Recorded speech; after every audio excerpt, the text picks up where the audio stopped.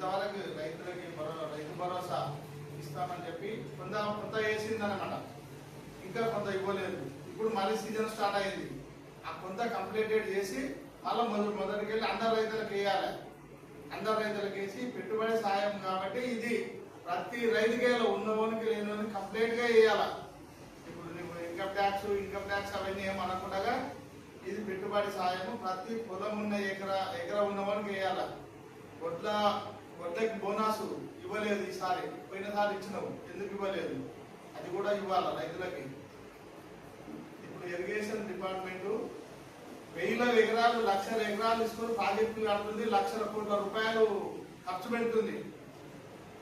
Minor sub minor అనేది ఒక canal ఉంటాయి, major minor sub minor. Sub మైనర్లో మాత్రం ఏ కెనాల్ కింద కూడా ఏ ప్రాజెక్ట్ కింద కూడా తీసిలేదు.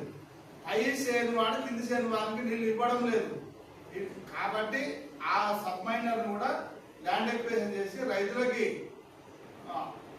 అనుకూలంగా అందరికి లాస్ట్ వరకు కూడా గవర్నమెంట్ జాగానే కల్పించి కింది రైతులకు కూడా నీళ్ళు ఇవ్వాలి.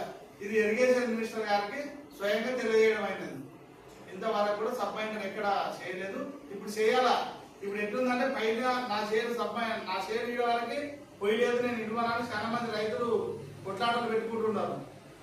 ఇది ఖచ్చితంగా ఇది రైతాంగ సమితి ఖండిస్తుంది. నీవు దృష్టిలో పెట్టుకొని చేయాలి. ఇరిగేషన్ మినిస్టర్ గారికి తెలియజేయడం అయినది.